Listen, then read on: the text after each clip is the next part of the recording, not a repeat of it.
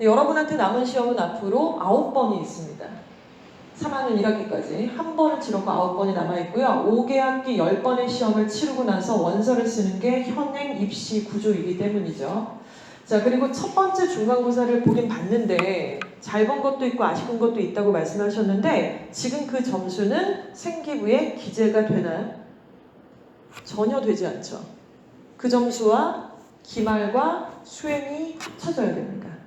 그렇죠? 자, 10번의 내신 중에 한 번이 끝났지만 기말이 남아있고 그것과 합쳐져서 수행이 있다는 거, 이것이 바로 팩트고요. 자, 그래서 애프터 1학년 1학기 중간고사, 바로 이 시점에 우리가 해야 될 것들을 좀 정리를 해보도록 할게요. 첫 번째는 무엇보다 중간고사에 대한 분석입니다. 태어나서 처음 고등학생이 됐어요. 그리고 그 고등학생이 돼서 첫 시험을 안 봐본 걸 봤어요. 그리고 너무 복잡하고 좀 막 정리가 안 된 상태로 봤을 수도 있어요. 그렇죠?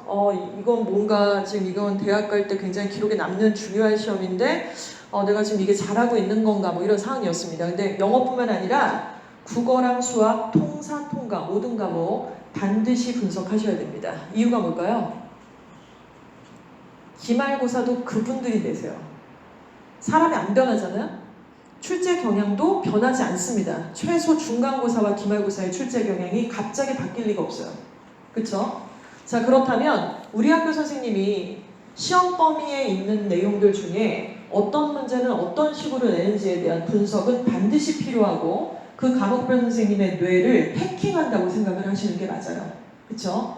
영어 과목에 대해서는 정재희 강사님이 바로 그 해킹의 대리인이 되셔서 여러분들이 해킹할 수 있게 좋게끔 편하게 이런 말씀을 좀 드릴 겁니다. 그래서 전반적인 중간고사 리뷰를 할 거고요. 더불어서 기말고사 대비 전략을 할 거고, 자, 그리고 중간고사와 기말고사 사이에는 여러분이 알람가 모르겠는데 굉장히 중요한 이슈들이 있습니다. 뭐냐면 과목별로 탐구보고서 내라는 과목 혹시 있어요 지금? 수행평가 하라는 과목 있어요?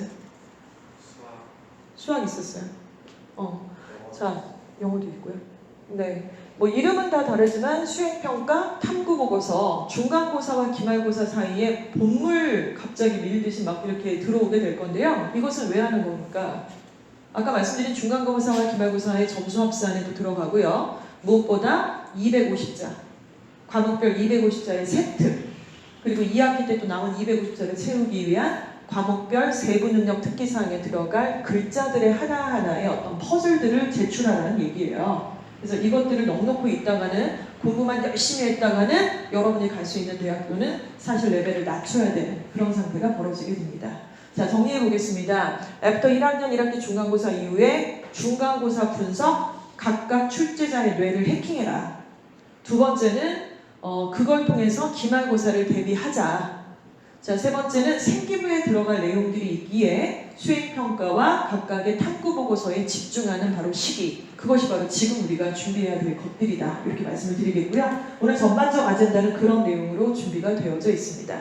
자, 숭실고등학교 1학년 1학기 중간고사 대비하셨던 정재희 강사님이 나오셔서요, 숭실고등학교 1학년 영어 내신에 대한 분석을 해드리겠습니다.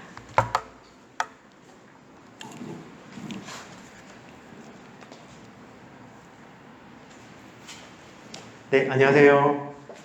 숭실고등학교 이번에 1학년 1학기 중간고사를 대비했던 정재희 강사입니다. 네, 우선은 일단 오늘 되게 미세먼지도 안 좋고 바쁘실 텐데 시간을 내서 와주셔서 감사하다고 먼저 인사드리고 시작하려고 하고요.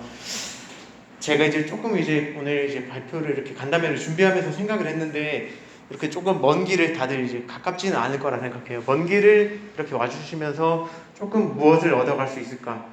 고민하다가 이제 제가 조금 정리를 하기를 사실 어머님들이나 학생들이 원하는 거는 영어 성적을 잘 받기 위해서 여기 오셨다고 생각을 하시기 때문에 조금 더 어떻게 해야 이제 기말고사를 대비를 할 수 있을까를 준비해서 이제 좀 알려드리려고 해요. 사실 여기서 이제 중간고사 때 되게 나는 만족스럽다라는 하는 성적을 받은 학생도 있을 것이고 혹은 조금 부족한데 라고 생각하는 학생도 있을 거라고 생각하는데 제가 이제 해주고 싶은 거는 중간고사가 어떻게 출제가 됐고 열심히 했음에도 조금 기대에 미치지 못하는 성적이었다. 혹은 그래도 만족스럽다 하는 성적이 어떻게 해서 나왔는지를 조금 보여드리려고 하고 있어요. 일단은. 그래서 일단은 그걸 바탕으로 중간고사를 바탕으로 기말고사까지 대비를 하려고 하는데 잠시만요. 네, 우선 그래서 이제 중간고사를 조금 분석해보자면 전체적인 범위부터 한번 살펴보도록 하겠습니다. 우선 여기 보면 총 4개의 교재가 나오는데 사실 범위가 되게 적다고는 할 수가 없어요. 다른 학교에 비해서도. 일단은 교과서도 2개가 들어가고 여기 리딩 파워 여기가 1강 1번에서 7강 2번이라 적혀있는데 얘가 총 32문제예요. 이제 모의고사 문제로 32문제 그리고 단어 10개의 챕터 모의고사 듣기까지 이렇게 들어가는데 사실 범위 자체가 꽤 많기 때문에 학생들이 되게 어려운데 많은데 공부할 게 많다라고 생각할 수 있는데 그러면서 학생들이 이제 보통 집중하는 게 이제 이번 중간고사 때 학생들이 실수했던 것들 집어주자면 학교 수업은 보통 교과서가 가장 위주예요. 그래서 학생들은 교과서 진짜 열심히 공부해야겠다 하면서 이제 본문을 달달달 암기를 하는데 중간고사 문제가 총 30문제가 나왔어요. 이번에 30문제 중에 교과서는 4문제가 나왔어요. 그 말은 교과서를 전부 다 암기 완벽하게 하더라도 30문제 중에 4문제는 맞출 수 있지만 나머지 26문제가 조금 집중도가 떨어지게 돼서 틀린 학생들이 많을 거라 생각해요. 제 생각에. 사실 교과서를 보면 4문제고 전체 범위 중에 교과서 비중이 제일 낮아요. 학생들이 별로 안 중요한데? 라고 생각하는 단어장 듣기가 교과서보다 문항수가 더 많았어요. 이번에. 그렇기 때문에 사실 제 생각에는 얘가 포인트였을 거라고 생각하고 있어요. 얘가 지금 총 합쳐서 13문제인데 얘네를 놓친 학생들은 아마 지금 상위권이 조금 힘들었을 거라 생각하고 얘네를 잘 잡은 학생들은 만족할 만한 성적을 받았을 거라 생각하고 있어요. 지금 사실 이번에 제가 피드백을 받았을 때도 선생님 저 잘 봤어요 하는 학생들은 얘네를 다 잘 받았고 생각보다 성적이 조금 낮아요 했던 학생들은 여기 교과서는 잘 봤지만 여기서 많이 틀린 학생들이 되게 많았어요. 그래서 얘네를 조금 기말고사 때 집중을 해서 볼 생각이고 일단은 총 이제 내용 출제 유형을 보자면 교과서 같은 경우는 어법 문제는 이번에 하나도 출제가 안 됐어요. 어법 문제는 하나도 안 나오고 내용 확인 물론 이제 문제 유형은 다르지만 흐름상 적절하지 않은 문장을 찾아라 혹은 흐름상 적절하지 않은 단어를 찾아라 이런 식으로 유형은 다르지만 내용을 알고 있느냐를 묻는 문제가 나왔고 리딩 파워 같은 경우는 내용, 어법이 둘 다 출제가 되었다고 보기 때문에 교과서는 중 난이도가 리딩 파워는 난이도가 중상 정도로 봤어요. 어법이 들어갔기 때문에.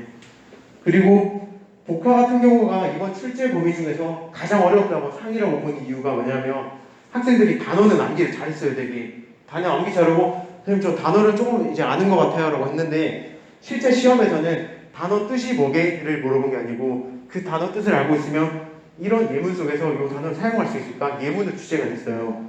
그리고 조금 이제 특이한 사항을 이번에 짚어주자면 2학년이나 작년 기출 같은 경우는 이 예문이 단어 사용 예문이 단어장에 나온 그대로 나왔는데 이번에는 단어장이 없는 예문들이 되게 많이 나왔어요. 선생님이 직접 작문을 하신 것 같아요. 이제 출처도 없는 거 보니까.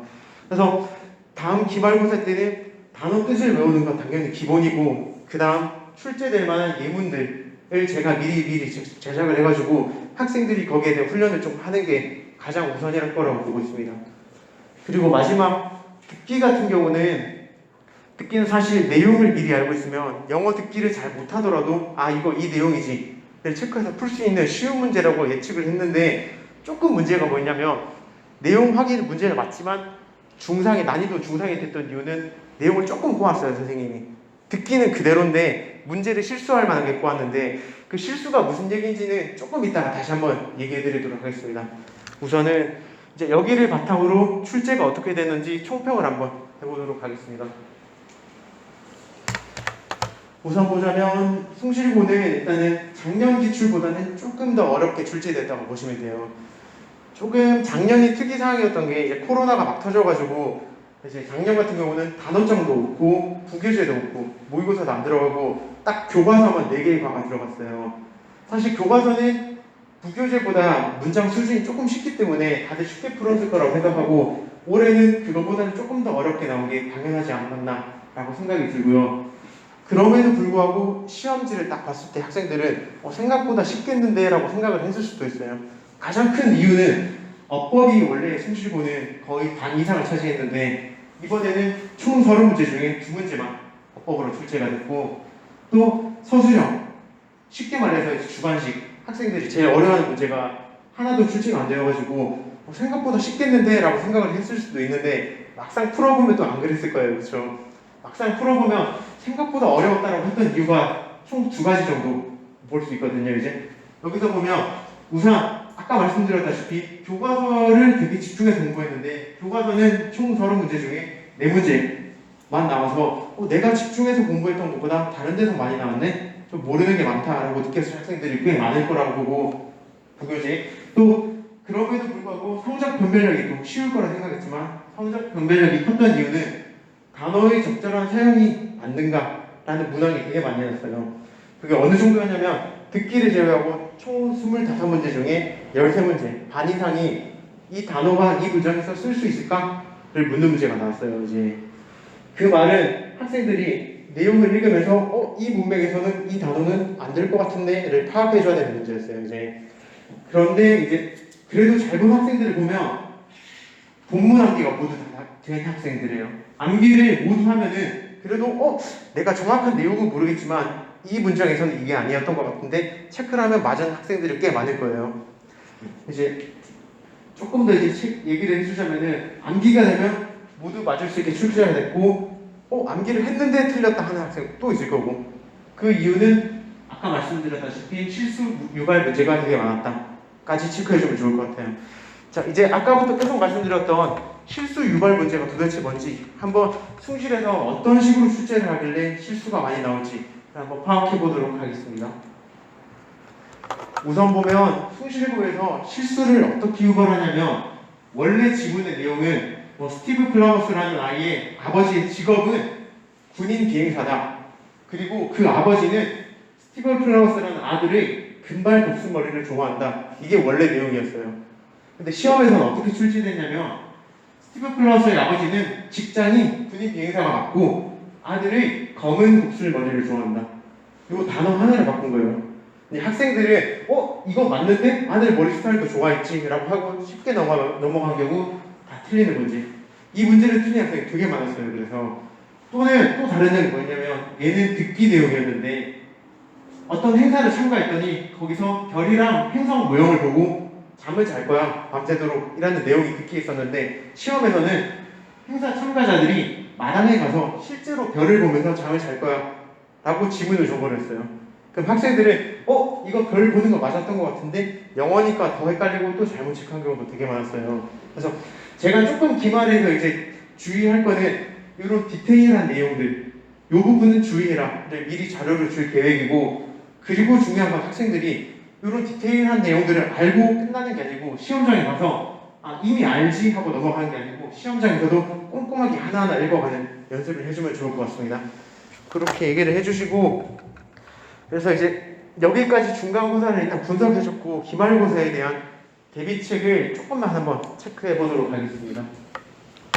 우선은 기말고사는 총 4가지 정도로 수업, 그리고 과제, 테스트, 질의응답 이 4가지 정도로 나눠서 진행할 계획이고 사실 수업 같은 경우는 여기 이제 PPT 자료를 받으시기도 했지만 보일지 모르겠습니다. 여기 혹시 종이를 보셔도 괜찮습니다. 종이에 보면 사실 제가 이번 중간고사 때 모든 문장들을 다 시험 포인트들을 얘기해 줬어요. 예를 들면 그 남자는 행복해 하면 그 남자 이름이 뭘지 하나하나 적어주고 이렇게 문장마다 번호를 매기고 거기에 대한 시험 포인트들, 어법 포인트들, 내용 포인트들을 다 필기를 해주고 숙제로는 어떻게 됐냐면 자 얘네들을 복습북에다가 옮겨 적으면서 같이 한번 이해해보자 라고 했는데 조금 숭실고 2학년이랑 1학년이랑 차이점이 2학년들은 이거를 이제 옮겨져가면서 이해를 하다가 어려우면은 선생님 이해가 안 돼요 하고 놔버려요. 그리고 안 한 채로 시험 4번에 들고 와서 선생님 모르겠어요로 질문을 하는데 1학년들은 너무 착하다고 느낀 게 꾸역꾸역 다 해요 모르는데. 근데 문제는 뭐냐면은 숙제를 다 했는데 이게 따라 쓰면서 이해를 하는 게 아니고 그림 그리듯이 그냥 생각 없이 다 그려온 거예요. 그려오고 나서 선생님 숙제는 했어요 라고 해버리고 제가 숙제를 안 했으면 이거잖아 설명이 되는데 숙제 했어요 하고 넘어가 버려요. 그래서 이해를 못하고 그림만 그리고 넘어간 학생들이 되게 많은데 이번 시험 문제들 하나하나 보면 여기 필기본에서 정말로 잡중률 100%라고 해도 될 정도로 다 나왔어요. 그냥 왜냐하면 제가 모든 걸 다 포인트를 줄 거기 때문에 얘네만 이해 잘했으면 사실 100점 나온 학생들이 많았을 거예요. 그래서 이제 제가 조금 더 이제 이번에 고민을 했던 거는 이렇게 집어주면서 학생들이 이해를 못하고 넘어가기 때문에 이번 수업에서는 어떻게 하냐면은 물론 전집은 이렇게 집어주겠지만 이걸 활용한 조금 기출 분석을 하고 출제 예산에서 실제 문제풀이를 조금 더 집중하는 계획입니다. 그래서 실제로 문제를 풀면서 틀린 부분들은 학생들이 질문 안 하면 제가 질문이라도 해서 이거 왜 틀렸지? 왜 모르지? 다시 한번 짚어줄 계획으로 하고 있습니다. 저는 이게 끝나면은 이렇게 수업에 문제를 풀어주면은 그 다음은 숙제로 이렇게 총 4가지 정도의 자료가 나가는데 첫 번째는 우선 워크북. 얘는 이제 숭실부의 조금 기준을 보자면은 암기가 되면 거의 그대로 나와요. 변형 역시. 그래서 얘 워크북은 조금 더 암기를 편하게, 암기가 정확히 되었는지 체크할 수 있는 문제들을 조금 많이 넣어줄 생각이고, 두 번째 여기 보면 내용, 어법, 오류 찾기라고 되어 있는데 아까 보셨다시피 뭐 금발 머리를 좋아한다가 아니고 뭐 검은색 머리를 좋아한다. 내용이 바뀌어서 나오는데 그런 식으로 제가 조금 내용을 바꿀 거예요. 그래서 학생들이 직접 읽어보면서 보기가 없이 그냥 뭐가 틀렸지 하나하나 디테일하게 찾는 연습을 조금 더 해줄 계획입니다. 그렇게 하고 실제로 시험이 어떻게 객관식으로 나올지를 체크해주고, 마지막 서술형 같은 경우는 사실 잘 모르겠지만 이번 중간고사에 안 났지만 기말고사에는 서술형이 나올 가능성이 꽤 높다고 보고 있습니다. 그래서 서술형의 인상 문제까지 뽑아서 계속 숙제로 풀려줄 생각으로 하고 있습니다. 또 마지막 세 번째 단계로 실제로 학원에 와서 이제 숙제를 잘했고 수업 들어는 걸 복습을 해서 테스트를 볼 생각이고, 테스트는 단어 테스트. 자, 이거는 사실 지금 뜻만 적는 건데 이번 계획은 뜻만 적는 게 아니고 예문 속에서 정확하게 단어가 쓰였냐 그것까지 조금 진행을 한 생각입니다. 그렇게 하고 두 번째는 우리 학원의 이제 저희 특징입니다. 숭실고에 모의 내신을 볼 건데 숭실고에서 실제로 이렇게 출제가 될 거다를 좀 많이 집어줄 생각이고, 사실 보면은 이제 뒷페이지에 넘겨보시면 PPT에 여기서 꽤 적중된 문제가 되게 많아요. 사실 이제 아까 필기본에서는 사실 그냥 문법 포인트들을 다 집어줬고 거기서 100%의 적중률이라고 하지만 학생들이 못 느끼면은 적중률이라고 안 하기 때문에 저는 사실 적중률 얘기 안 하고 여기서 정말 똑같은 형태로 나온 문제가 정말 많아요. 그래서 얘네들만 풀면서 모르는 것만 잘 확인해줘도 조금 성적은 어느 정도 나오지 않을까라고 생각하고 있습니다. 자, 그리고 또 마지막으로 학원 올 때마다 매번 보는 교과 체크 테스트라고 있는데 얘는 이제 암기가 되었으면 빈칸을 채울 수 있냐, 어법상 옳은 걸 고를 수 있냐, 문맥상 옳은 단어를 고를 수 있냐를 체크하는 문제들을 보면서 계속 피드백을 할 계획입니다. 그렇게 끝나면 실제로 학생들이 질문한 내용입니다. 이제 마지막으로 학생들이 복습을 하면서 선생님 이거는 수업에 들었는데 이해가 됐는데 또 보니까 이해가 안 됩니다 라고 질문을 많이 해줘가지고 그냥 항상 언제든지 24시간 카톡으로 계속 물어보고 와서 질문하는 학생도 있고, 이건 이렇다 계속 피드백을 해주니까 크게 걱정하실 건 없다고 보면 될 것 같습니다. 이렇게 해주시고, 마지막으로 아까 말씀드렸던 모의 대신에서 학생들이 실제로 이렇게 시험을 봤구나, 모의 대신 지금 약점은 이런 부분이니까 이렇게 체크해줘야겠다, 남은 기간 전략을 짜주고 내신을 분석하고 같이 이렇게 하고 진행하고 있습니다. 일단 우선은 여기까지 하도록 하겠습니다. 네, 혹시 질문 있으신 분 있으신가요? 네, 없으면 여기까지 하겠습니다. 감사합니다. 감사합니다. 네, 궁금하신 부분 있으신데 개별적으로 묻고 싶으실 것 같아서 일단은 저는 전반적 개괄적 얘기를 좀 드리도록 하겠습니다. 자, 이렇게 중간고사 리뷰를 했고요. 근데 리뷰는 지금 정재희 강사님 혼자서 열심히 할 게 아니라 학생들이 주인공이 돼서 해야 되는 게 의미가 있겠죠. 아시는 것처럼. 우리가 그 내신 분석 레포트라고 하는 걸 받으셨잖아요. 학생들이 이제 기말고사에 입시를 하게 돼서 개강을 하는 날 모두가 다 셀프 리플렉션을 하게 되어 있습니다. 근데 출처를 다 찾고 이게 문제가 어떻게 바꿔서 냈는지를 애가 찾으려고 그러면 2시간이 넘게 걸려요. 그리고 남자애들의 특성상 그걸 안 할 가능성도 굉장히 크죠. 그래서 조금 더 스마트하고 효율적으로 리뷰를 할 수 있게끔 저희가 이런 자료들을 제시를 하고, 중요한 건 엄마들한테 보여드려서 자랑질을 할 게 아니라 애들이 달려들어서 내가 틀렸던 문제가 도대체 왜 틀렸는지, 그럼 대비는 뭔지 이런 것들을 딱딱 부러뜨려서 그 다음 단계로 넘어가게 하는 것, 이것이 바로 포인트라고 좀 생각을 하시면 될 것 같습니다. 네, 일단은 내신 대비 동안 수고하셨고요. 저는 전반적 이제 숭실고등학교의 내신 플러스 전체적인 생기부 관리, 수능 관리 이런 내용들을 간단하게 좀 설명을 드리도록 합니다. 지금 이번에 우리 국어, 수학, 영어, 한국사, 통사, 통과, 기술 이런 과목들 지금 시험 본 거 맞죠, 여러분들? 맞죠? 지금 숭실고등학교만의 조금 색깔이 있어요. 다른 학교가 다 이렇게 동일하진 않고요. 기술 그리고 정보학문이라는 과목이 3단이나 들어갑니다. 이게 굉장히 단위수가 좀 크네요, 그렇죠? 다른 학교는 한문 정보가 안 들어가요. 정보만 들어가던가 보통 이렇게 되고요. 그리고 통합과학이 4단이나 됩니다. 어떤 학교는 3단인 학교도 꽤 있거든요. 그래서 이런 과목들이 단위수가 굉장히 좀 큰 특이점을 보여주고 있다. 그렇게 볼 수 있네요. 자, 그런데 우리 학교가 이런 시험들을 저렇게 단위수를 착착착착 정해서 이제 시험을 치렀는데 과연 애들 수준은 어떻고 그 변동은 어떤지가 되게 중요한 분석 포인트예요. 일단 과목별 평균 점수가 보이시죠? 이 중에 이제 영어 과목의 평균을 봤더니 56.4예요. 56.4. 공부를 더럽게 안 하는 거죠, 진짜. 기말고사랑 합산해가지고 이렇게 나오는 거고 시험이 그렇게 어렵진 않은데 어찌됐건 평균 점수는 56.4고 표준 편차를 좀 보실까요? 24.9나 벌어지고 있습니다. 숭실고등학교의 특징이에요. 평균 점수가 낮은데 그 와중에 표준 편차도 저 위에서 밑에까지 깔려 있다는 거죠. 다채로운 아이들이 지금 이 구성원 속에 속해 있다는 얘기입니다. 자, 그런데 1학기가 이렇고요. 더 재밌는 것은 바로 2학기의 평균 점수와 표준 편차예요. 똑같은 구성원일 거 아니에요. 숭실에서 뭐 전학 가고 전학 오고 이러지 않잖아요, 별로. 그렇죠? 똑같은 놈들인데 2학기가 되면은 시험의 평균 점수는 더 낮아집니다. 50.7점. 그리고 표준 편차도 좀 더 벌어져요. 이게 무슨 말이죠? 갈수록 더 안 한다. 바로 이것입니다. 그렇죠? 모든 학교가 다 저렇지 않으냐? 그렇지 않아요. 모든 학교가 저렇지 않습니다. 예를 들어서 대성고를 비교해 본다 그러면 대성고는 저런 표준 편차가 나오지 않고 평균 점수도 저렇지 않습니다. 그리고 시험 범위는 당연히 더 많고요. 시험의 난이도는 더 어렵고요. 그런데 평균 점수는 더 높고요. 표준 편차는 좁습니다. 이것과 더불어서 숭실을 얘기하자면 시험 범위는 적고 시험의 수준은 조금 더 낮은데 평균 점수도 낮고 표준 편차는 높다는 거죠. 이게 뭘 가리키는 건가요?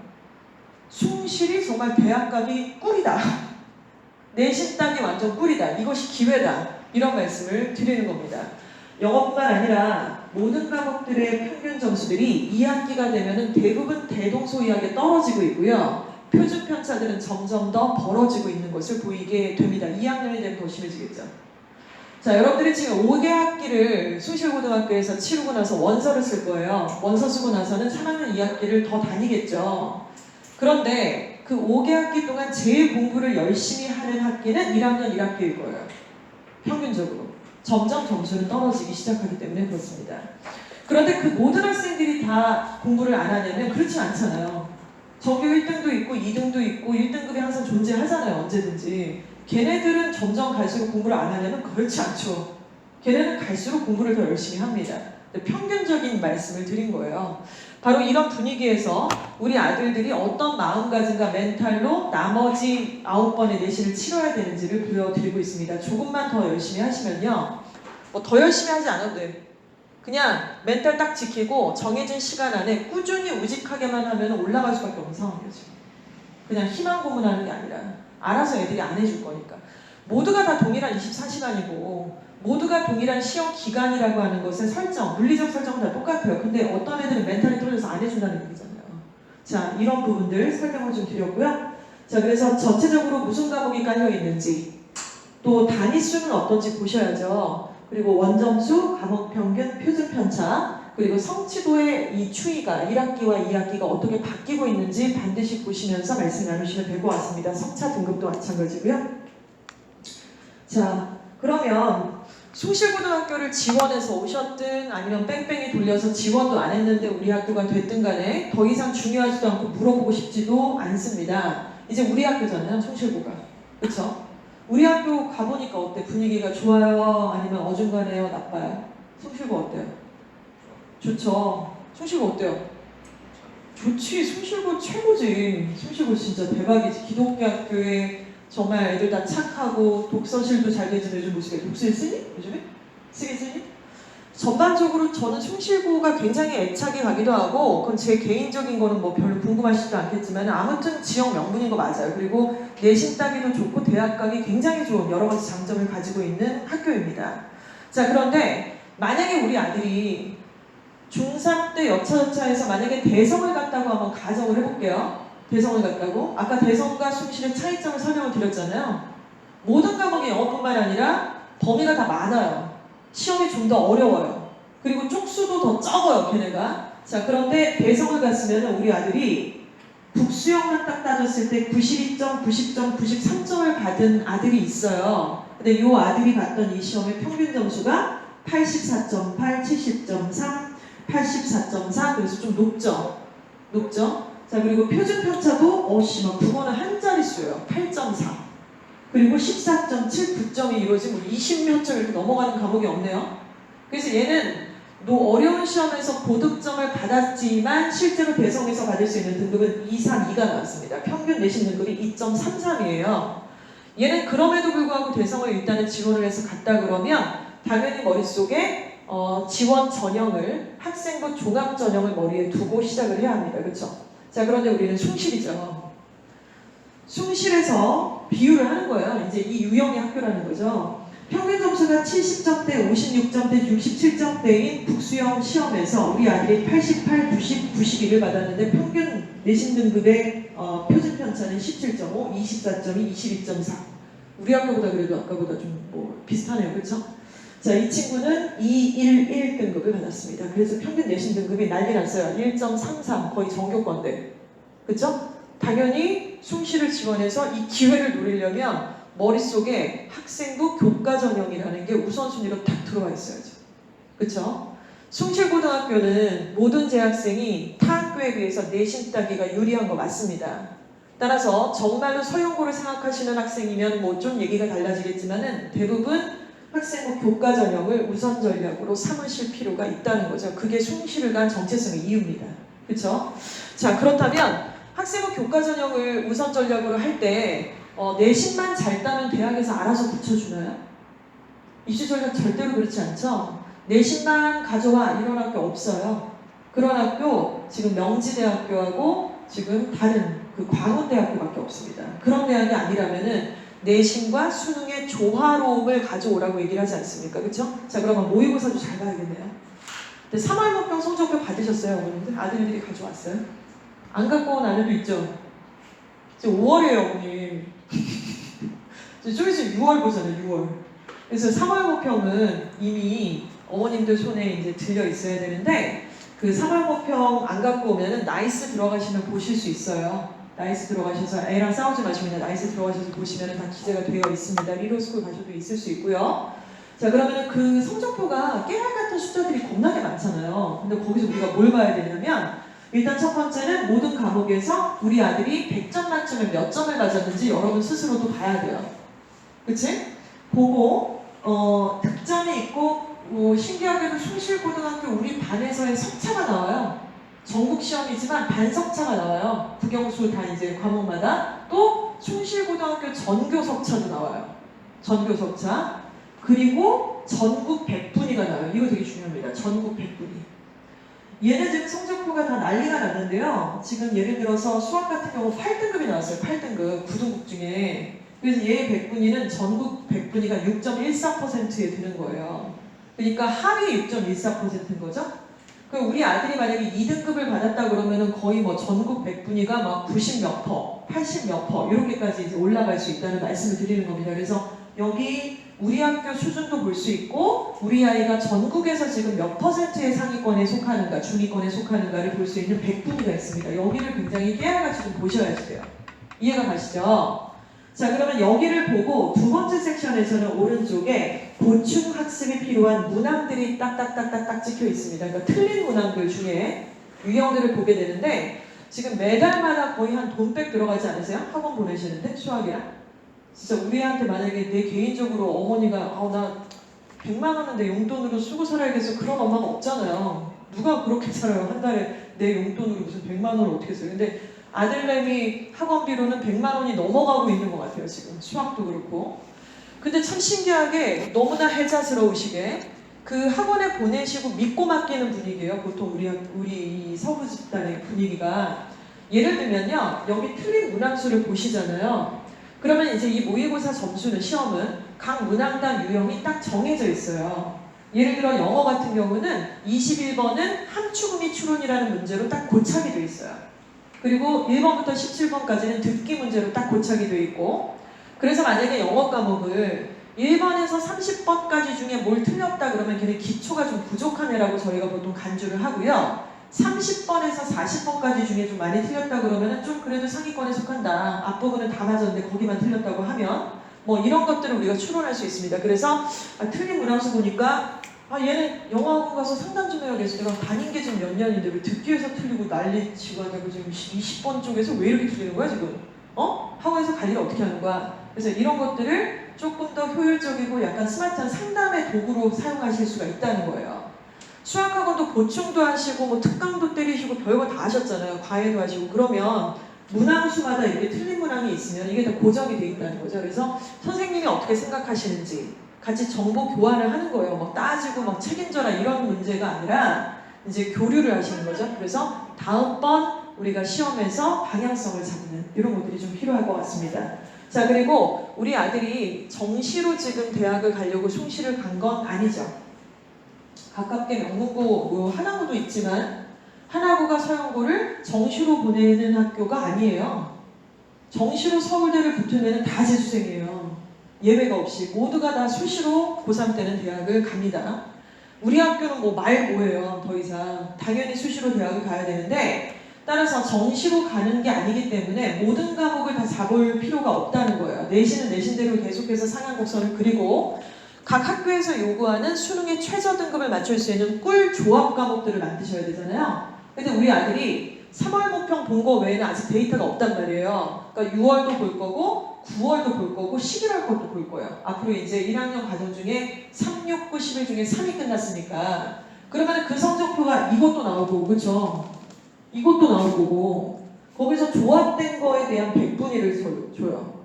얘는 지금 막 난리가 났는데 국어랑 수학을 합치니까 8.62%, 그리고 국탐을 합치니까 몇 퍼센트, 국수탐을 합치니까 몇 퍼센트. 그래서 얘가 어느 과목들을 이렇게 조합을 맞춰보면 가장 유리한 거야. 우리 아들의 최저의 유리한 과목들의 조합들을 보여주고 있잖아요. 그러니까 요 섹션을 꼭 보셔야 되겠죠. 이해가시죠? 그러나 3월 모평은 사실 중등과정에 대한 평가고요. 제대로 된 점수가 아닐 수 있는 거 인정. 그러나 기록은 기록입니다. 그 외부적 요인이나 뭐 잠을 못 자네 어쩌네 막 그런 얘기들은 진짜 왈왈 이런 소리라고 저는 생각을 해요. 6월, 9월, 11월 데이터 누적해서 요 섹션 확인하시면 좋겠습니다. 이해가시죠?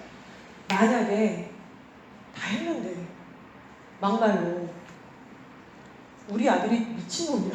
예를 들어 내신은 충실해서 막 3, 4, 4 찍고 앉았는데 모의고사는 애가 미쳐가지고 막 111 찍는다. 그러면 정시 가는 거죠. 근데 그런 애는 충실에 없어요. 죄송하지만. 그런 애는 없고 오히려 모의고사가 내신보다 한 등급 정도 더 밑으로 깔아줄 겁니다. 내신이 좀 더 좋은 애들이 충실엔 더 많아요. 요게 정상입니다. 그래서 이런 조합들을 계속 데이터를 누적을 하시면서 1학년 중간기말 4번 시험 있잖아요.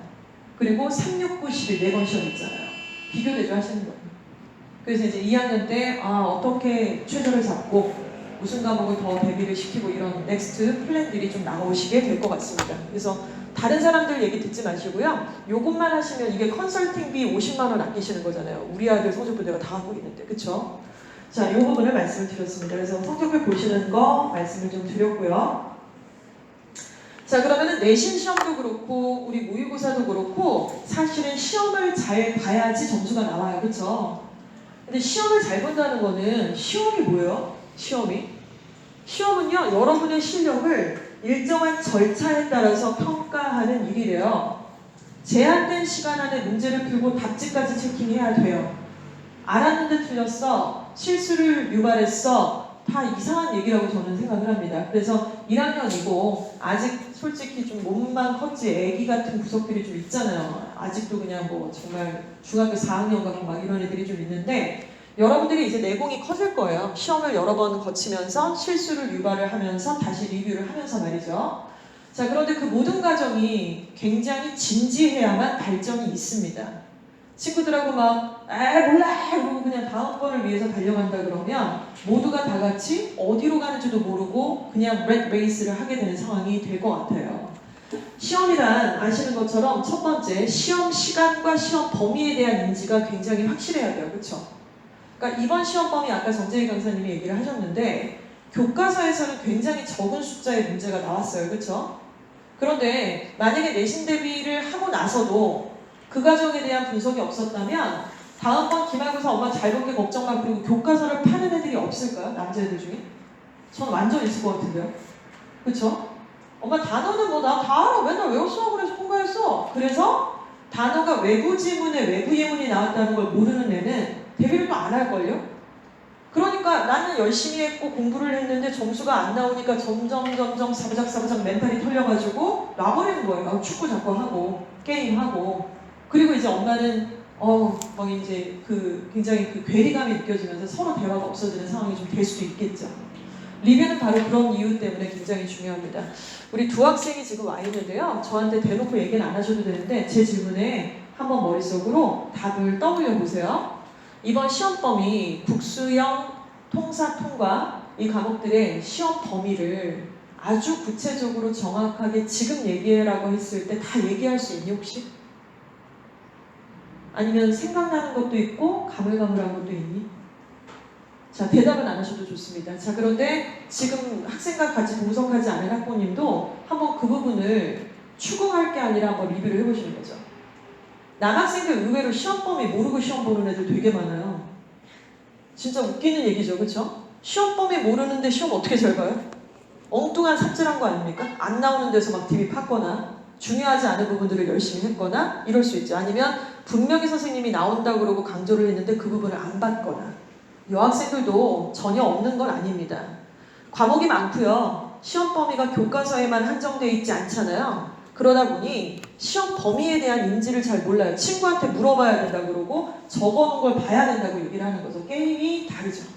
게임이 다르죠. 자, 이 부분 너무 중요합니다. 자, 두 번째는 저희 아이도 이번에 고1이 올라간 둘째 딸이 있어요. 근데 확실히 이제 고3을 치러본 첫째 딸하고 좀 비교를 해보면 고1이고 아직 애기 같으니까 시험 기간에 보통 주말을 끼고 있었죠. 금요일 날 어떻게 보내셨어요? 금요일 밤? 아주 위험했어. 금요일 밤이. 금요일 밤이 아주 위험해요. 내 눈에 안 보였으면 모르겠지만 보는데 금요일 밤에 학생들은 공부를 대부분 열심히 하지 않습니다. 왜냐하면 토요일이 있고 우리에겐 일요일이 있으니까요. 그리고 토요일은 어떤가요? 토요일도 그닥 열심히 하지 않아요. 첫째 날 같지 않더라고요. 자, 그리고 마지막 이제 월요일 시험을 앞두고 있는 일요일은 예를 들면 마지막 날은 내일 놀 생각에 마음이 흥분돼 있어요. 드디어 끝나는 것인가 이러면서 말이죠. 시험이 사실 과목 수가 적고 그리고 이게 하루 종일 보는 무슨 국가고시 이런 게 아니잖아요. 그러니까 밤을 꼴딱 새도 2시간 정도의 시험을 충분히 치를 수 있을 체력이 다 되잖아요. 지금 체력은 뭐 거의 성인 수준인데 어디 뭐 이렇게 삼겹살집 가면 소주잔 내올 것 같은 약간 이런 분위기인데 지금 이렇게 체력이 좋은데 전날 밤 밤을 꼴딱 새고 완전히 몰입을 해서 2시간 시험 보고 살짝 자고 다시 시험 공부하고 이래도 되는데 1학년이니까 아직 그런 내공이 없더라고요. 그리고 이 스케줄 관리가 조금 약간 멘탈이 관리가 좀 돼요. 그러니까 이런 것들에 대해서 계속 얘기를 좀 해줘야 될 필요가 있을 것 같습니다. 남학생들은 플래너를 잘 안 쓰는 친구들도 있고 쓰는 친구들도 있는데요. 저는 지금 제가 굉장히 애제자로 아끼고 있는 성인이 된 제자들이 다 사실 공교롭게도 숭실고 출신들이에요. 그때는 또 숭실고랑 저희 학원이 가깝기도 했었고 지금 다 성인 돼서 군대 갔다 와서 이제 결혼 정년기가 다 돼 있는 아이들이 있는데 제가 가르치고 지금까지 연을 맺고 있는 애들은 대부분 공부를 좀 잘했던 애들인 것 같아요. 근데 그 친구들이 다 남학생들이지만 참 신기하게도 플래너를 간단하게라도 다 했어요. 간단하게. 아주 막 복잡하게 무슨 여자학교 이런 건 아니고 색색깔 이건 아닌데 그지 같은 글씨로 오늘 해야 될 목록을 타스크를 땅땅땅 3개 정도 아주 구체적으로 지우면 농구 한 판, 지우면 게임 한 판 이렇게 해서 플래너를 했던 거로 확실하게 기억을 하고 있습니다. 자, 자, 반복을 해야 되고 집중력을 높여야 되는데 또 이 부분도 그렇죠. 대충 하는 습관들 이제 이런 게 있으니까요. 그러니까 이런 거 같습니다, 어머님들. 학생들도 잘 생각해 보세요. 우리가 치르는 시험은요, 범위가 생각보다 적어요. 책 한 권짜리가 아니잖아요, 과목마다. 그렇죠? 범위가 적어요. 그 적은 범위의 내용을 일단은 이해를 해요. 이해를 하고 수업을 듣고 이해를 하는데 수업 자체로는 승부수가 안 나잖아요. 그래서 그 내용을 가지고 한 10회독을 돌려야 돼요. 10회독을. 읽기도 하고 소리도 내고 뭐 듣기도 하고 일어서서 얘기도 하고 설명도 하고 제스처도 하면서 10회독을 하면서 10회독을 할 때 문법으로 1회독, 어휘로 2회독, 순서로 3회독, 서술형으로 4회독, 내용으로 5회독 이런 식으로 회독수를 높이다 보면 외우고 싶지 않아도 자연스럽게 외워집니다. 그래서 암기라는 단계가 마지막에 돼서 시험장 가서 그 암기한 걸 풀어내서 가지고 오는 거 그게 시험 아니겠습니까? 엄청나게 머리가 좋아야 보는 그런 게 아니잖아요, 사실 이게. 근데 이제 이런 것들이 중등 과정에서 조금 훈련이 안 된 학생들이 은근히 많다는 거죠. 이걸 빨리 내공을 좀 길러야 돼요. 그래서 자기가 이상한 얘기를 해요. 엄마 나 완전 잘 볼 것 같아. 나 다 이해했어 시험 범위. 엄마 나 공부 다 했어. 나 오늘 진짜 잘 볼 것 같아. 엄마 나 수학 만점 맞으면 나 이과 가야 돼? 근데 점수 결과는 똥을 제대로 퍼즐게 쌓아갖고 왔어요. 그러니까 이런 일들도 있다는 거지. 자기가 잘 볼지 못 볼지 이거를 가늠을 좀 못한다는 거지 아직은. 자, 이런 과정 중에 좀 있습니다. 결론은 학원도 보내시고 그리고 또 애가 공부를 안 하는 건 아니고 하는데 그 구체적인 세부사항에서 공부의 어떤 내공이라든가 이런 것들이 좀 부족하기 때문에 관리를 좀 하셔야 돼요, 같이. 그러니까 학원에 믿고 맡기신다고 해서 학원이 다 책임지고 그러는 건 다 거짓말인 거 아시죠? 그리고 학원 수업만 듣는다고 성적 오르는 거 아닌 거 아시죠? 그렇죠? 모든 과목 마찬가지죠. 그래서 관리가 너무너무 중요하고 그래서 저희 학원 같은 경우는 테스트룸이 굉장히 중요한 어떤 역할을 하는 거예요. 수업도 수업이지만 테스트 슈트, 테스트 내용들, 테스트의 관리가 거의 제가 보기엔 8알이 되어야 된다고 생각을 해요. 수업은 혼자서 공부할 때 이해가 안 가는 부분들을 시원하게 긁어주는 역할들을 하는 거죠. 그러나 그 수업을 듣는다고 성적이 오르지는 않습니다. 그건 누구의 수업이라도 마찬가지죠. 근데 회독수를 10회독 돌리게 만드는 각종의 테스트를 각각의 학교의 전담 선생님이 딥입하는 거예요. 그런 부분들을 아이들이 잘 이용할 수 있게끔 어머님들이 이제 한 목소리로 같이 얘기를 좀 해주실 필요가 있고 시험 기간 중에 금요일 밤, 토요일 밤, 일요일을 어떻게 활용을 해야 되는지 마지막 날의 시험까지 어떤 자세로 임해야 되는지를 좋은 분위기로 얘기를 해주셔야 돼요. 싸우면 끝납니다, 진짜. 싸우면 노답인 거 아시죠? 진짜 아들들하고 싸우면은 제가 보기에는 마지막에 좋은 엄마가 없어요. 진짜로. 그러니까 잘 이렇게 좋은 분위기로 진행을 해 주셔야 될 것 같다는 생각이 듭니다. 자, 그렇다면 이제 조금 한 템포를 더 넘어가서요. 자, 내신과 모의고사를 이렇게 시험을 봐서 결국에는 이 길의 끝에 어떤 것들이 있는지를 좀 보도록 하겠습니다. 잠깐 분위기 세신에서 탈학교, 우리 충암고등학교는 숭실과 어떻게 보면 조금 경쟁학교이기도 하고요. 딱 기준이 되는 학교 같아요. 되게 좋은 학교도 아니고 되게 나쁜 학교도 아니고 뭐 은평이나 가재울은 아니잖아요. 그렇죠? 자, 그러면은 요 내용은 저희가 워드를 치거나 만든 자료가 아니라 충암고등학교의 홈페이지에 게시된 내용이에요. 심지어 이런 빨간 색깔도 저희가 한 게 아닙니다. 당연히 자랑하고 싶어서 아마 게시를 했겠죠? 자, 그런데 2021학년도에 충암 이과반의 실적이에요. 그래서 1.1등급이 의대를 갔어요. 1.5등급도 부산대 의예과를 갔습니다. 자, 이렇게 쭉 갔는데 2.3등급이 건대 기계항공학과를 갔네요. 자, 그런데 특이사항이요. 3.3등급이 건국대 환경공학과를 갔고 심지어 학교에서 빨간 색깔을 지배하겠습니다. 건대가 그렇게 만만한 대학이 아니잖아요. 앞자리가 3인데 어떻게 건대를 가요? 있을 수 없는 일인데 2021학년도에 이런 사건이 발생을 했었습니다. 여기에는 비밀이 숨겨져 있어요. 심지어 같은 충암고등학교고 충암고등학교가 뭐 생기부를 끼깔나게 써주고 뭐 내신이 엄청나게 따기 어렵고 그런 학교 아니잖아요. 숭실과 거의 비슷하지 않습니까? 분위기는. 근데 2.3등급은 건대 기계항공을 가고요. 3.3등급이 같은 학교에 같은 공대라고 할 수 있는 환경공학과를 붙었습니다. 이 친구는 무슨 전형으로 갔을 것 같으세요? 100% 종합이죠. 3.3으로 교과로는 못 붙습니다.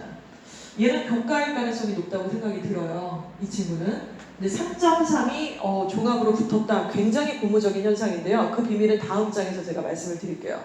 자, 그런데 우리 애들이 21학번이 되는 게 아니잖아요. 우리 아들들이 대학을 가는 해에는 여러분들이 2,4학번이에요. 2,4학번. 너 몇 학번이야? 2,4학번입니다. 이렇게 얘기하면 돼. 재수 안 할 거면 2,4학번이 되는 거예요. 2,4학번들이 입시를 치르게 될 때에는 2,1학번들과의 어떤 차이점이 좀 있습니다. 어떤 변수가 있냐면 일단 첫 번째 논술 전형이 폐지가 되죠. 혹시 주변에 이번에 대학 간 애들 중에 논술로 대학 간 애들 좀 있으세요? 제 주변에 되게 있어요, 은근히. 특히 이제 예일여고 애들이 이번에 논술로 이대도 많이 갔고 성대도 갔고 꽤 괜찮은 대학교를 많이 갔어요. 그래서 목동에 있는 PJ 논술학원에 예일여고 애들이, 목동 애들도 아닌데 예일여고 애들이 지금 막 인터뷰하고 막 성공 사례 막 난리 났어요 지금. 근데 우리 애들하고 아무 상관없습니다. 논술 전형 폐지되니까요. 그래서 현혹될 필요 1도 없는 그런 내용이다라는 거고요. 적성고사도 폐지가 됩니다. 우리 애들부터. 자, 그리고 뭐 폐지되고 뭐 축소되고 막 이딴 얘기만 하니까 뭐 나랑 상관 있나 없나 이러시겠는데 일단은 증가된 게 있는데요. 증가된 게 두 개잖아요. 정시가 증가한 거 아시죠? 근데 정시 증가한 거는 우리 숭실 애들하고 별로 큰 상관이 없고, 자, 바로 학생부 교과의 학교장 추천 전형이 증가를 했습니다. 이건 굉장히 의미가 있어요. 이건 우리하고 큰 상관이 있습니다. 또 약대가 대입 전형에 추가가 되죠. 그리고 생활기록부의 일부 내용들이 축소가 되거나 폐지가 되는 내용 있는 거 아시죠? 수상 경력 같은 거 없어지고 왜 독서 이력상 기재하는 거 없어지고 막 이랬잖아요. 근데 그게 정말 없어지는 건지는 뒷장에 말씀을 좀 드릴게요. 그리고 제일 중요한 게 바로 이겁니다. 학생 수가 겁나 감소한 거 아시죠? 저도 여러분이 2005년생이죠. 저도 2005년도에 애를 낳은 거잖아요. 저 2000년도에 애 낳을 때 그렇게 애가 적은 애였는지 저는 몰랐단 말이죠. 어머님들 아셨는지 모르겠어요. 우리가 뭐 그런 거 다 기획하고 뭐 올해가 제일 적다면 나도 낳아볼래 뭐 이런 건 아닌데 어느 정도로 적냐면 바로 이 정도예요. 지금 사실 우리가 매년 수능을 치르는 수험생들의 숫자는 거의 55만 명이라는 얘기들을 막 불문율적으로 55만 명, 55만 명, 50만 명 이랬단 말이에요. 근데 너무너무 줄고 있고 현재 고3 42만 명. 현재 여러분보다 한 학년 위인 학생 41만 명. 그리고 여러분들은 앞자리 숫자가 바뀌어서 39만 명까지 내려갑니다. 이것도 되게 후하게 본 건데요. 바로 재수생 12만 명이 들어간다는 전제 하에 39만 명이 치를 것이다라고 예상을 하는데 12만 명이 고스란히 매년 들어갈 리가 없잖아요. 그렇죠? 자, 그래서 결국 39만 명 정도가 맥시멈 입시를 치르는 해에 우리 아이들이 있다. 너무 많이 주네요. 이렇게 되니까 숭실 고등학교의 올해 1학년 정원도 작년보다 적은 거 아시죠? 그러면 1등급 받는 애들의 숫자도 더 적을 거예요. 상대평가니까 4%가 인원이 더 적을 거 아니에요. 11%도 인원이 더 적을 거고요. 그래서 그런데 과연 또 대학은 정원이 주나? 거기에 맞춰서요? 올해 애들 쪽수가 적다며? 그럼 이번에 우리 학교, 우리 대학교도 100명 뽑을 거 그냥 90명만 뽑자 이러진 않잖아요. 그러니까 대학 입장에서는 예년에 비해서 내신 성적이 조금 떨어진 애들이 붙을 수밖에 없는 상황이 된 거예요. 학생 수가 점점 줄어드니까. 앞장에서 제가 충암고등학교 3.3등급이 건대 환경공학과를 붙은 이유를 설명드린다고 했는데 바로 이것이 그 대답이 되겠습니다. 각 대학들은요, 입결을 지금 별로 그렇게 시원하게 속 시원하게 예년처럼 발표를 안 하고 있어요. 건대 정도면 2등급, 2.3등급, 2.2등급 정도가 돼야지 학점이 된 학교도 붙는 학교였는데 어떻게 쪽팔리게 3.3등급이 붙느냐. 이걸 내 입으로는 얘기를 못하겠다? 이런 분위기가 되고 있는 것이죠. 근데 학력이 떨어져서가 아니고요. 애들 쪽수가 줄어서 그렇다고요. 그 상대평가로 하는 내신의 환산 때문에. 이해가 가시죠? 자, 따라서 누구네 집 형 혹은 우리 집의 큰애가 받았던 그 내신이 우리 아이들 지금 2, 4학번 애들이 치러야 될 입시의 기준이 될 수 없다는 말씀을 드리는 겁니다. 이해가십니까? 자, 그렇다면 어느 정도로 떨어졌는지 숫자로 보여드리도록 할게요. 자, 의치한 약수를 가려면 당연히 상위권 들어갑니다. 1점대로 떨어지면 안 되죠, 당연히. 그쵸? 자, 그런데 서연고, 서성하니까지를 봤을 때 우리는 보통 1.9까지를 때렸어요. 출신 학교가 어디든 간에. 근데 이것이 떨어져서 2021학년도에 입결을 갔더니 2.3등급까지가 서성한이를 붙더라고요. 보통 2.3등급은 동경, 홍숙 이 정도였거든요. 근데 그게 이제 레벨이 이렇게 올라가게 되는 상황이 됩니다. 이해가 가시죠? 자, 그러면 서울 시내에 물론 저 좋은 대학교 뭐 서영고, 서성환이, 중경, 외시까지 가는 건 참 좋지만 국민대나 숭실대 어떻게 생각하세요? 보낼 수 있다면 가야죠, 그렇죠? 국민대랑 숭실대가 서울의 끝은 아니란 말이죠. 서울에서 조금 더 위에 있는 학교인데 이 학교들은 가려면 2.3은 받았어야 됐어요. 국민대가, 그러니까 저희 첫애가 입시 치를 때에 2.34등급이 떨어졌어요. 국민대를 명지고등학교에서. 그러니까 2점대 초반 애들이 붙는 거였단 말이에요. 종합으로. 근데 그런 학교가 여기 국민대, 숭실대가 있는데 2.6이 붙더니 작년에는 3.1도 붙었습니다. 건국대가 3.3이 붙었는데 말 뭐예요? 애들의 학력이 떨어진 게 아니라 아이들의 인원수 때문에 자연스럽게 발생할 수 있는 현상이라는 말씀을 드리고 싶습니다. 그래서 아이들을 관리를 하실 때에도 이런 범퍼를 좀 두실 필요가 있을 것 같아요. 그렇죠? 자, 여기까지 일단 설명을 이 페이지는 좀 드렸고요. 자, 그러면 저렇게 내신을 관리해서 3.3, 뭐 3.6 이렇게 올라가셔야 된다는 말씀을 드렸는데 이제 올해 이번에 치렀던 중간고사가 전체 시험은 아니란 말이죠. 그래서 나머지 시험들이 있고 여러분들이 이제 중간고사 끝나고 기말 사이에 학교에서 선택 과목을 선택하라는 미션이 떨어질 겁니다. 자, 그런데 문과이과는 결정하셨죠? 결정하셔야 돼요. 결정하셨죠? 자, 그러면 문과와 이과 중에 어느 계열인지도 결정을 하셨죠? 지금 속 시원하게 얘기하셔야 돼요. 공학인지 순수 과학인지 이런 것들을 결정을 하셔야 되고 뭐 예를 들어서 뭐 천문학과를 가고 싶다. 기계공학과를 가고 싶다, 항공우주공학과를 가고 싶다, 이제 이런 것들이 약간 결정이 되어야 되는데 헷갈리는 것들이 있다면 빨리 결정을 하셔야 됩니다. 진로 상담을 하시던가 하셔서. 이유가 뭐냐면 2학년 때 여러분들이 선택 과목을 지금 선택을 하셔야 돼요. 그거를 고칠 수가 없어요. 지금 백도를 못해요. 자, 일단은 지금은 공통 과목이죠. 고민이 없어요. 그냥 깔아준 대로 수업 듣고 시험 보고 공부하면 돼요. 그런데 2학년 때부터는 일반 선택 과목, 그리고 3학년 때는 진로 선택 과목이라는 선택 과목들이 깔려 있게 됩니다. 선택이라는 이름대로 여러분들이 선택을 하시는 거거든요. 일반 선택 과목들은요, 상대 평가를 해요. 4%, 11%, 1등급부터 9등급까지가 있습니다. 당연히 빡세게 공부해야 되겠죠. 자, 그런데 묻지마 모든 과목 빡세게가 아니라 우리 아이가 가고자 하는 전공을 위해서 선택한 일반 선택 과목이기에 빡세게 공부를 하는 거예요. 그리고 당연히 세특도 중요하고요. 자, 진로 선택 과목이라는 이름이 붙은 과목들은 절대평가입니다. 그래서 1등급부터 9등급까지가 나와 있는 게 아니라 A, B, C, D, E 5등급제로 구성이 되고 있고요. 그러니까 한번 생각해 보세요. 그 강남의 뭐 숙명여고 같은 경우는 전교생이 80%를 다 A를 준 거 아니에요. 단대보도 그래서 말이 너무나 많았다고요. 이런 과목들을 뭐 다 몰아주기 심정으로 어차피 기스 나가고 B등급 받고 이러면은 뭐 마이너스가 좀 있으니까 그런 것들이 싫었던 거죠. 결국에는 보통 평균적으로 보시면은요 33%의 애들한테 A등급을 줘요. 학교가. 그럼 33%면 1등급 플러스 2등급 플러스 3등급까지가 다 A등급을 받는다는 거잖아요. 진로 선택 과목에서. 그러니까 역으로 얘기하면 B등급 받으면 안 돼요. 좋은 데 갈 거면. 이거 평균 점수, 표준 편차까지 다 성적표 세기부에 기재가 돼서 올라갈 겁니다. 자, 따라서 지금 이걸 보여드리는 이유는 1학년인 지금이고 입학한 지 얼마 안 됐고 시험도 한 번밖에 안 봤지만 2학년의 선택 과목들은 지금 정하시는 거예요. 3학년 선택 과목은 2학년 때 정하시는 거고요. 근데 우리 학교의 모든 선택 과목들이 다 열려있는 건 아니기 때문에 열려있는 과목 중에 내 전공과 관련되어 있는 어느 과목을 선택할지가 있고 여기서 얍삽한 꼼수 쓰시면 안 돼요. 내신 따기 좋을 것 같아서 무슨 과목 이런 거 안 됩니다. 시나리오가 안 맞아요. 학종도 쓰셔야 될 거 아니에요. 학생부 교과만 나는 6장 쓸래 그러면 모르겠어요. 그렇게 막 단호하게 마음을 먹었다. 우리의 성향상 답도 없고 뭐 생기부를 생실해서 잘 써줄 것 같지도 않고 그래서 나는 그냥 내신으로만 그냥 무조건 100%다 그냥 발을 난다 이러면은 뭐 전공이고 뭐고 간에 상관없어요. 그냥 점수만 보는 거니까. 근데 그렇게 선택하는 사람이 없잖아요. 그러니까 두 가지 카드를 다 갖고 계셔야 되니까 관련 있는 선택 과목을 선택하셔야 된다. 이런 말씀을 드리게 됩니다. 제가 이제 입학 당시 설명을 했을 때도 살짝 설명을 드렸어요. 여러분 선배 중에 내신 잘 딸 거라면서 컴퓨터 공학과 관련 친구가 상무를 선택했다고 굉장히 큰 잘못된 방법이었다는 말씀을 드렸었죠.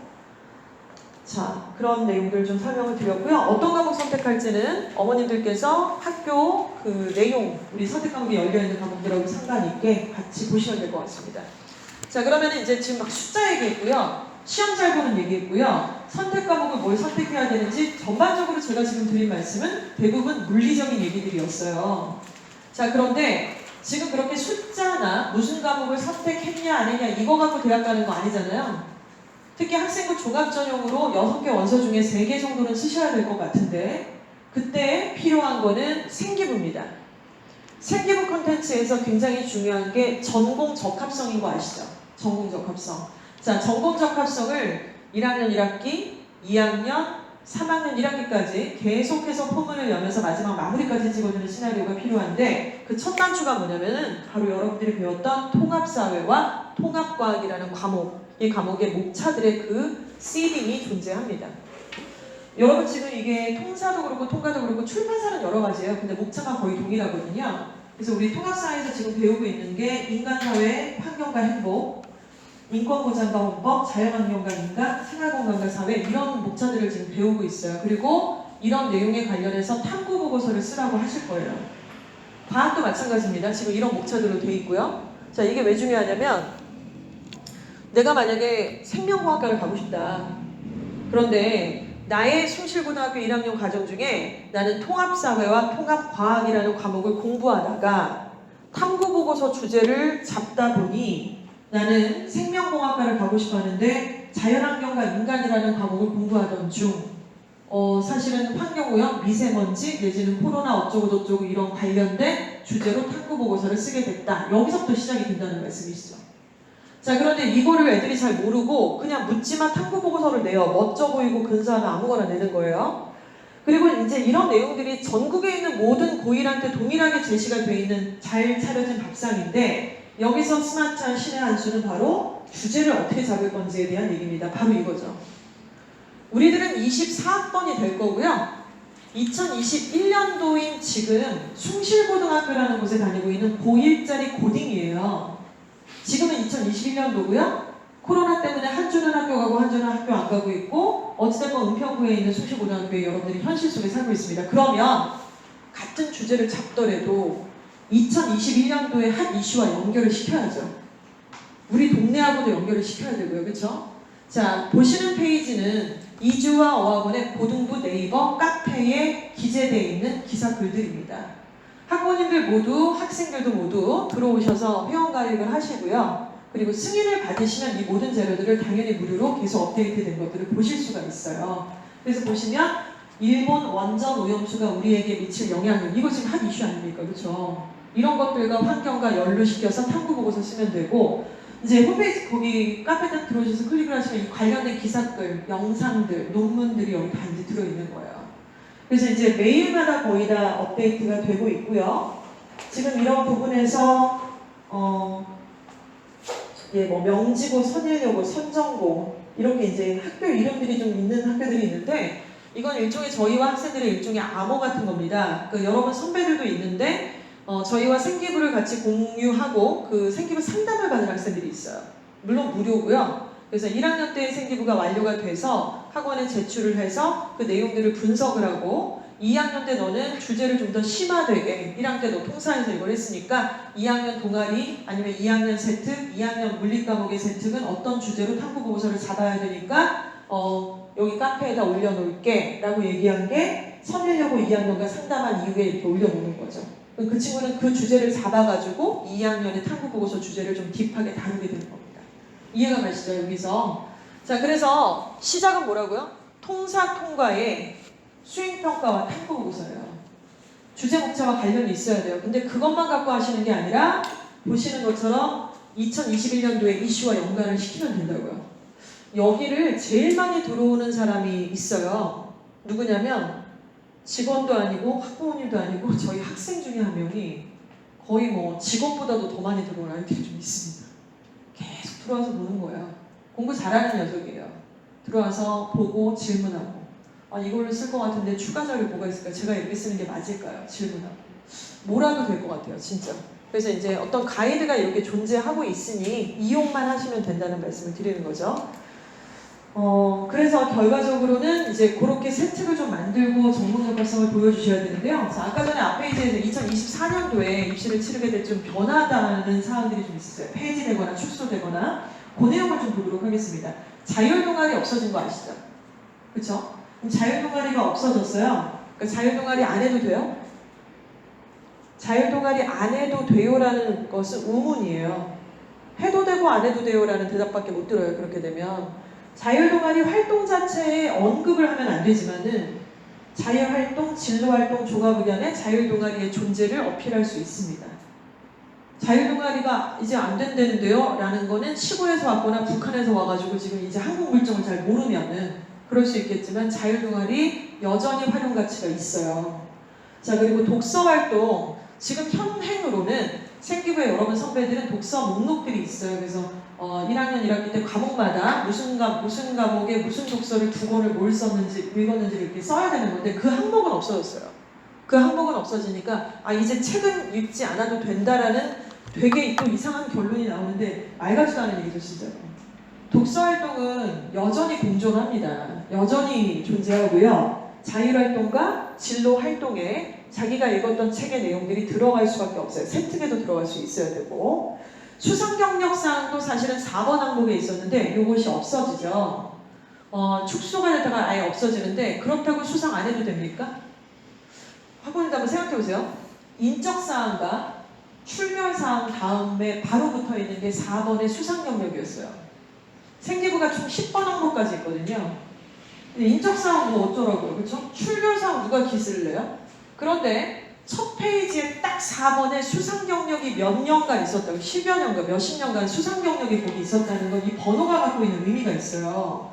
막말로 정말로 스카이를 가려는 애는 4번만 봐도 딱 답이 나오는 거죠. 얘 봐라. 얘가 지금 이러니까 기계공을 얘가 지원하는 게 딱 말이 아다리가 맞는구만. 1학년 때 이런 상, 2학년, 3학년 때 이런 상. 그래서 사실은 수상 경력에 제한이 없었을 때는 수상 경력이 거의 한 페이지가 넘어가는 학생들이 상당히 많았었습니다. 근데 그게 없어졌다고 하니까 상을 안 받아도 된다라는 이상한 기이한 해석을 하게 되는데 말이 안 되는 거예요. 그 수상 경력은 자체적인 4번 항목이 사라졌지만 바로 창체 활동에 고스란히 다 들어갈 수 있어요. 안 들어가게 하는 건 본인의 약간 무지의 탓이에요. 그러니까 숭실고등학교의 생기부를 보면 너무 재밌는 게 애가 2를 하잖아요. 그럼 이만큼만 딱 써줘요. 애가 10을 하면 10을 다 써줘요. 애가 6을 하면 6을 써줘요. 2를 해놓고 10을 써달라고 하니까 안 써주는 거예요. 혹은 애가 한 8을 했어요. 8을 했는데 선생님한테 3밖에 얘기를 안 했어요. 그러면 3을 써주는 거예요. 그러니까 정말로 정직하고 고스란히 있는 그대로 써주는 생기부가 저는 숭실고등학교의 지금 현행 이 생기부의 어떤 행태라고 저는 볼 수가 있을 것 같습니다. 그래서 없는 걸 지원해주지 않아요. 그런데 있는 걸 없애지도 않습니다. 중요한 건 애들이 이 사항을 모른다는 거예요. 우리 아들들이. 수상 받아야 돼요. 독서 해야 돼요. 자율동아리 할 수 있으면 해야 돼요. 할 수 있으면 하면 참 좋아요. 그리고 모든 사항들을 했으면 어느 사항이 어떻게 기재될지에 대해서도 딱딱따닥 정리해야 돼요. 그래서 이거 이제 1학년 딱 끝났을 때 1학기 끝나고 2학기 끝났으면 그 기말고사 끝나고 나서 겨울방학 즈음에 있죠? 이거 정리된 거 다 제출해서 제대로 다 기입이 됐는지를 눈으로 확인을 해야만 합니다. 안 그러면 하나도 안 돼 있을 수 있는 가능성이 매우 커요. 그거 공부 잘한다고 해도 마찬가지예요. 진짜 너무 황당한 건 숭실은 아직까지 제가 못 봤는데 지금 충암고등학교 전교권인 학생이 있어요. 지금 현재 충암고등학교 전교 거의 한 1, 2등 하는 것 같아요. 걔가. 근데 걔 수학 세특을 보고 제가 정말 기약을 했는데 딱 2줄. 농담 아니고 정말 2줄. 그리고 그건 수학 세특도 아니에요. 제가 볼 때. 전교 1, 2등인데. 그것도 누구 탓을 하겠습니까? 본인이 어필했으면 고스란히 다 어필을 해주는 학교예요. 충암도 역시 비슷하다는 거죠. 근데 본인이 이 내용에 대해서 너무 인지를 못하고 있고 그리고 그 내용이 잘못된지조차도 모르고 있고 이제 내신만 달리기를 한 거죠. 굉장히 좀 안타까운 상황들이 현실적으로 벌어지고 있습니다. 그래서 지금 이 사항들 없어졌다고 생각하지 마시고요. 다 기재를 해야 된다는 생각이 팩트 그 자체입니다. 봉사도 없어졌지만 학교봉사 자율활동 종합의견에 다 들어갈 수 있어요. 봉사 그 숫자 자체가 없어지는 거예요. 기재사항 자체가. 그런데 이렇게 재해석된 내용으로 다 들어갈 수 있다는 거죠. 그러면 생각해보세요. 이걸 아는 놈이 있고 도당체 모르는 아들이 있어요. 그리고 대학은 전국구로 애들을 뽑고 있는데 당연히 누구를 뽑겠습니까? 학생부 종합에서. 그러니까 이건 더 격차가 벌어지겠죠? 되게 재밌는 현상이 좀 될 것 같습니다. 결국 유리함을 선점하기 위해서 내가 알면 돼요. 내가 알면 되고 우리 아들하고 같이 이걸 만들면 된다. 이게 일단은 오늘 전달드리고 싶은 내용이었습니다. 자, 그리고 뭐 이 내용들 일단 아까 말씀드렸던 내용이랑 중첩이 돼서 좀 말씀을 드리겠고요. 그 문과와 이과에서 그러니까 무슨 이과예요, 문과예요? 이과? 이과 문과? 이과? 그러면은 이과 내용을 한번 보도록 할게요. 생활기록부는 1학년 1학기부터 3학년 1학기까지 점점 이렇게 확대가 된다고 생각을 하셔야겠죠. 전공에 대한 색깔도 처음에는 하늘색이었다가 진한 청록색으로 변한다고 생각을 하시는 게 맞고요. 그리고 이제 전반적인 구체성 이런 것들도 점점 색깔이 좀 더 진해진다고 보실 수가 있는데 아까 말씀드린 것처럼 우리 아들들이 지금 이과니까요. 첫 시작은 통합과학에서 시작을 합니다. 생기부의 시작이. 그래서 전공과 관련된 내용을 마지막에 귀결은 이제 컴퓨터 공학으로 잡은 거예요. 그런데 이제 지금 통합과학을 공부하고 있으니까 통합과학에서 목차를 배우다 보니 얘가 수행평가를 하던 중 스마트 시티라고 하는 것에 대한 주제를 발표하기에 이르렀어요. 숭실고등학교 2021학년도에 1학년 수행평가 중에 예생기부에 이게 있는 거죠. 왜냐하면 통합과학의 목차에 환경과 공학이라는 이런 내용이 있으니까. 자, 그러다가 스마트 시티라고 하는 거는 이제 굉장히 그 도시 전체가 그 iOS 기반으로 움직이고 관리가 되는 그런 어떤 환경적 특징을 갖고 있던 도시가 되지 않겠습니까? 그래서 이거를 연구하다 보니까 IoT 기계, 통신, 작동 방법, 미래의 방향성에 대해서 자료를 조사하게 된 거죠.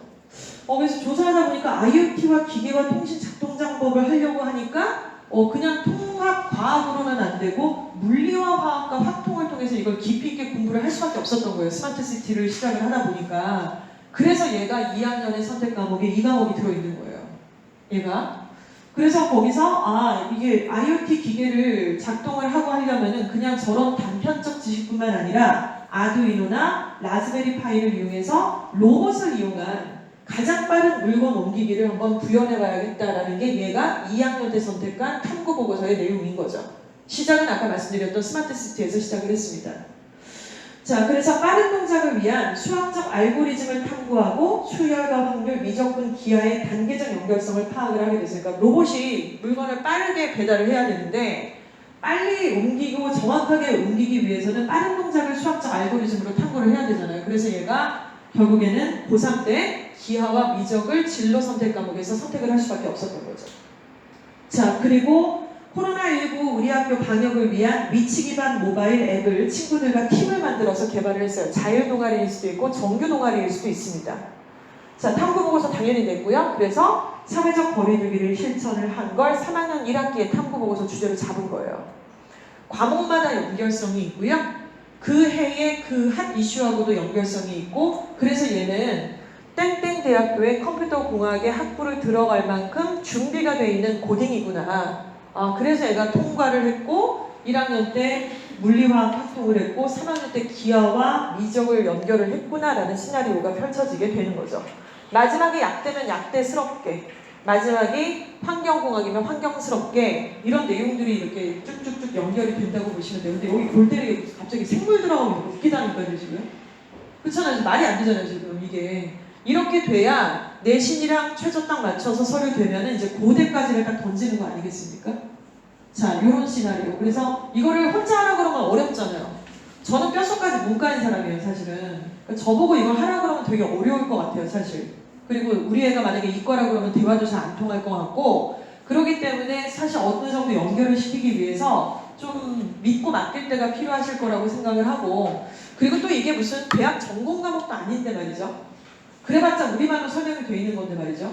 그리고 우리가 엄마니까 아씨 이해 안 가면 그냥 한 100번쯤 읽지 뭐 소리내서 애한테만 공부하라고 하지 말고 내가 이주와 저 카페에도 뭐가 많이 있다고 하니까 저 기사글 들어가서 하루에 한 10번 소리내서 읽자. 우리말로 설명돼 있는데 내가 그거 이해 못할까? 이제 약간 이런 마음으로 좀 들이대시면 길이 보이기 시작을 합니다. 그래서 이용을 하셔서 연결시켜주는 작업들을 같이 하시면 되고요.